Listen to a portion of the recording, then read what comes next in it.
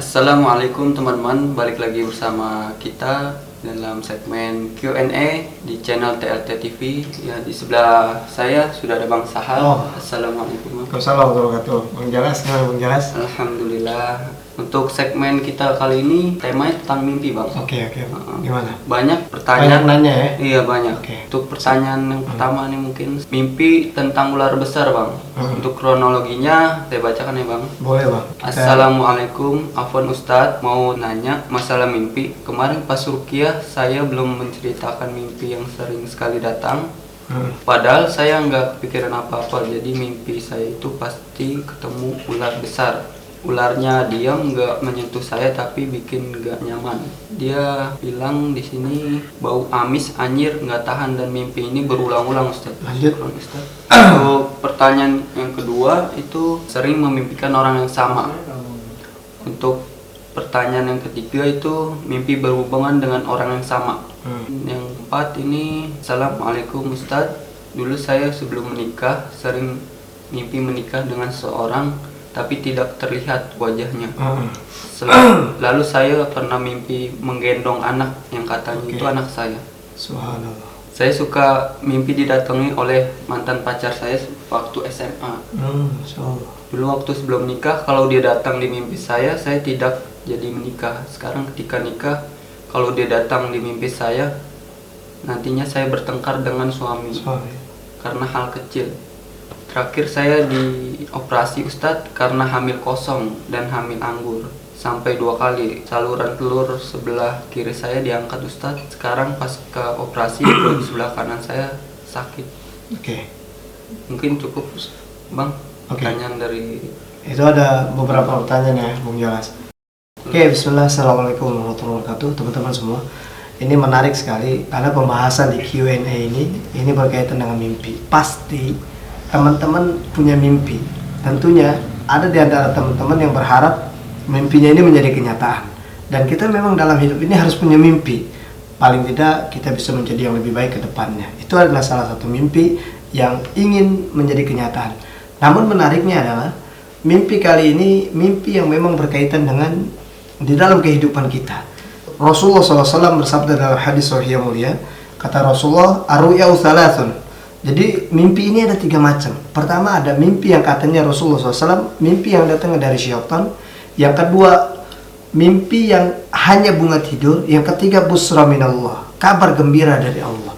Nah, dari teman-teman penanya ya yang masuk dalam DM Instagram tlt.tv, ini apakah di dalam mimpi ini berkaitan dengan mimpi yang datangnya dari Allah atau bunga tidur, atau justru mimpinya ini datangnya dari jin?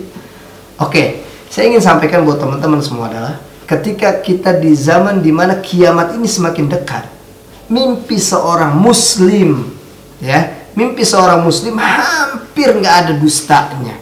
Bahkan mimpi salah seorang muslim yang paling benar keperkataannya, dia adalah orang yang paling jujur dalam bicara. Saya ulangi lagi, mimpi seorang muslim yang paling mendekati kebenaran adalah seorang yang paling jujur dalam berbicara. Artinya ketika kiamat sudah semakin dekat, mimpi seorang muslim hampir nggak ada dustanya.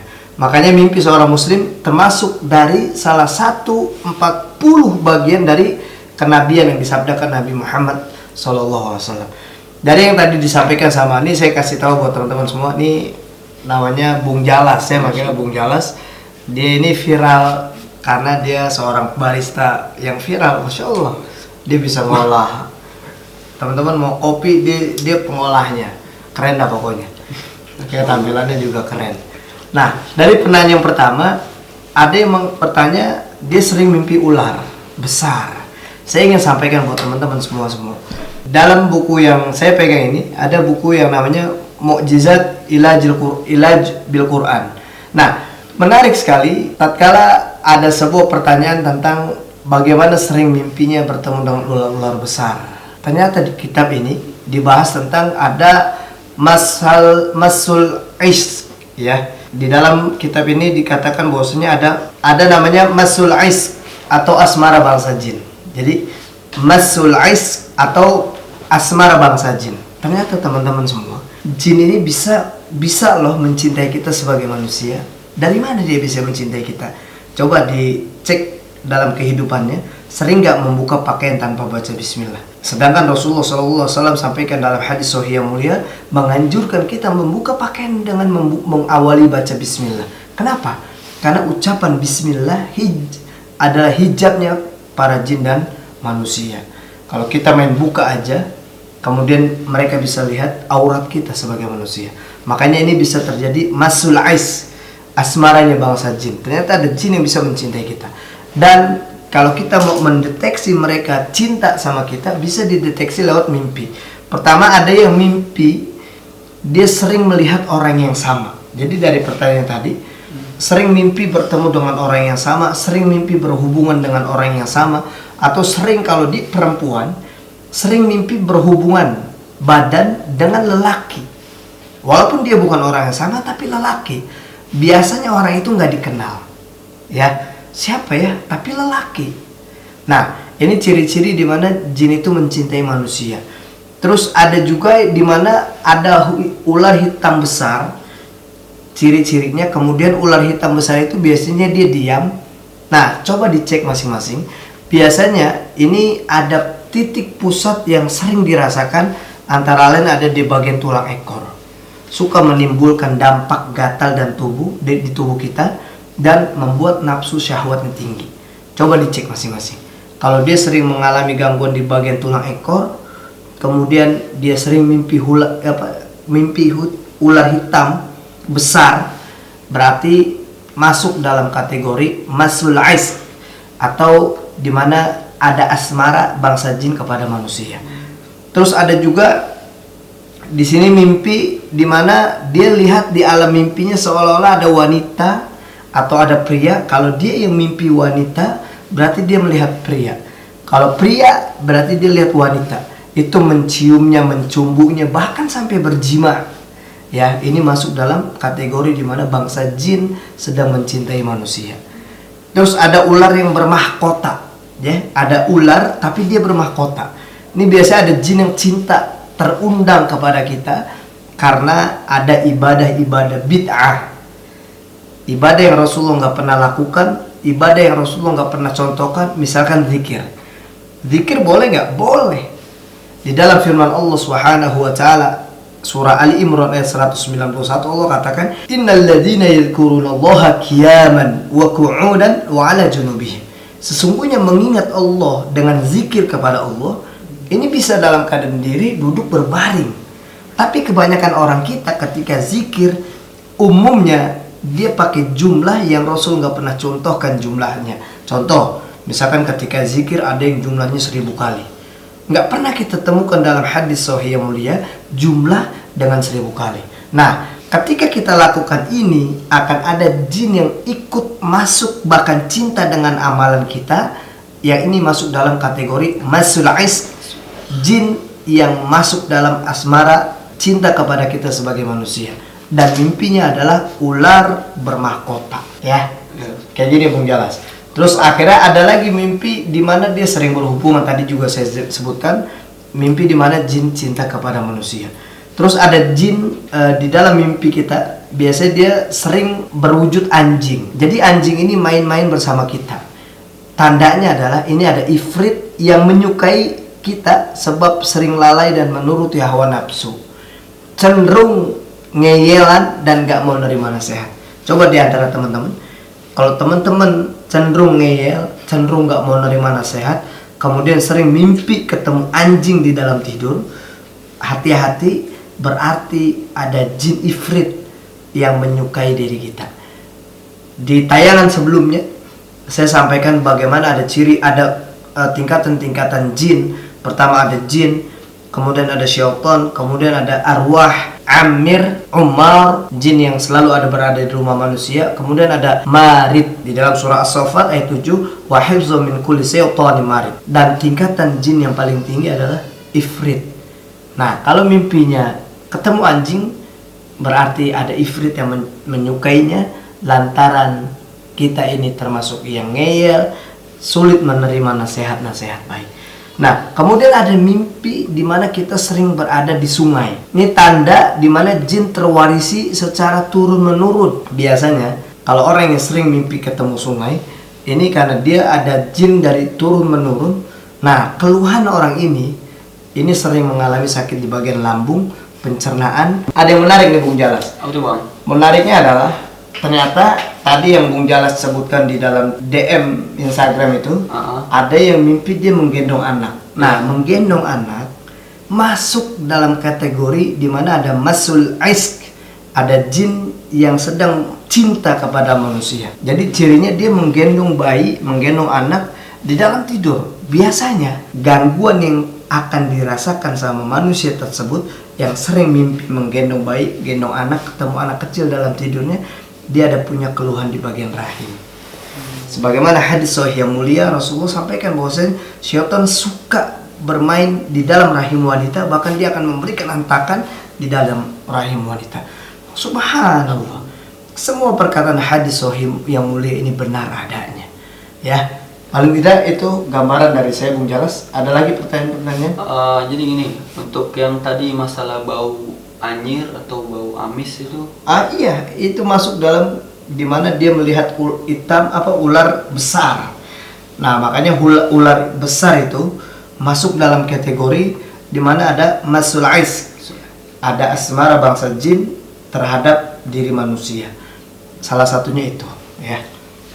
Menariknya, ada sebuah pertanyaan, dia sering bertemu dengan mantan pacarnya di dalam tidur ini, kemudian berhubungan. Jadi ketika dia bertemu dengan mantan pacar ketika dia belum menikah, akhirnya dia batal nikah. Yang kedua, menariknya adalah ketika dia sudah menikah, kemudian di dalam mimpi ini akhirnya mimpi ketemu mantan pacarnya. Yang menariknya adalah dia ribut dengan suaminya. Ini ciri apa? Kalau ini yang terjadi adalah mantan pacarnya boleh jadi pernah membacakan memancakan mantra-mantra sihir yang ditujukan dengan orang itu. Kalau dia wanita, boleh jadi mantannya itu karena dia nggak terima putus dengan dia, sehingga dia membacakan mantra sihirnya, atau dia lewat dukun yang mungkin pernah masuk lewat media fotonya atau benda-benda yang pernah dikasihnya. Biasanya kan kalau pernah menjalin hubungan ada benda-benda yang diberikan, boleh jadi itu yang dijadikan media. Nah, ketika media itu sudah dibacakan mantra sihir ditujukan dengan orang tersebut, maka yang terjadi adalah pertama, kalau dia belum menikah, dia akan sulit menikah, tertutup. Ketika ada lelaki yang serius dengan dia, maka dia menolak terus lelaki yang datang kepada dia. Tapi ketika dia berhasil menikah, maka yang terjadi adalah orang tersebut akan terus dibikin ribut dengan pasangannya. Kenapa? Inti dari orang itu mengirimkan sihir kepadanya adalah perpisahan, perceraian. Yang terjadi adalah agar wanita ini kembali kepada mantan pacarnya. Biasanya pernah kita sering mendengar istilah, jika cinta ditolak, dukun bertindak, pel ditenggak, bom meledak. Dan ini buktinya bahwasanya ada orang-orang kita yang ketika mereka pernah jatuh cinta kepada pasangan kekasihnya, kemudian kandas di pertengahan jalan, akhirnya ada rasa ketidakpuasan di dalam dirinya dan dia mengirimkan sihir. Dan ini masuk dalam kategori sihir yang masuk sihir mahabbah. Dia ditarik cintanya agar dia mencintai orang yang menyihirnya. Menariknya adalah orang ini sering hadir di dalam mimpinya. Jadi mantan pacarnya sering hadir di dalam mimpinya, melakukan hubungan dengan dia, kemudian orang ini hamil. Pernah dengar nggak? Coba teman-teman cek masing-masing di dalam tetangganya, saudaranya, keluarganya. Pernah dengar nggak ada istilah hamil kemudian bayinya hilang dari kandungan? Saya sering katakan bahwasanya ini benar adanya dan ini sebenarnya adalah haknya jin. Kenapa?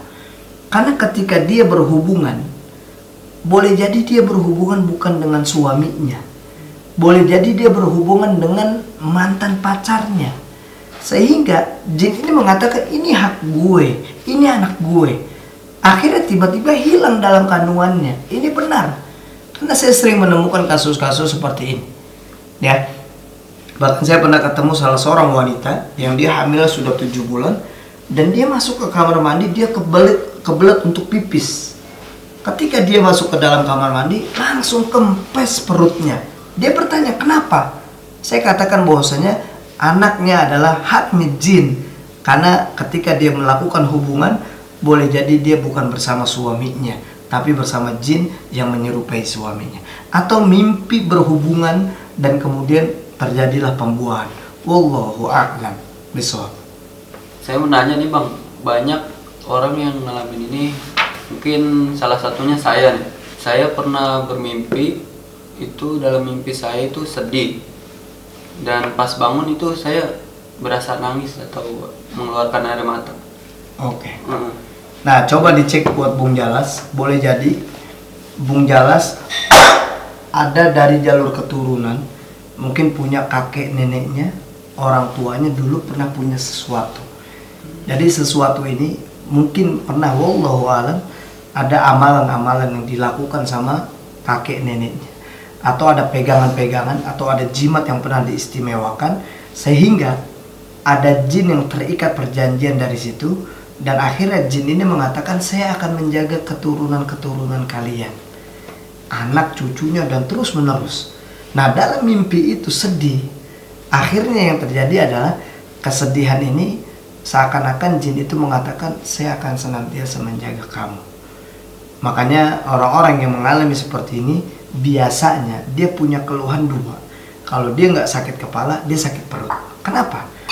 Karena jin ini menganggap, kan gue hadir selalu bersama lu, gue selalu membackup lu, selalu melindungi lu, menjaga lu, mengawasin lu.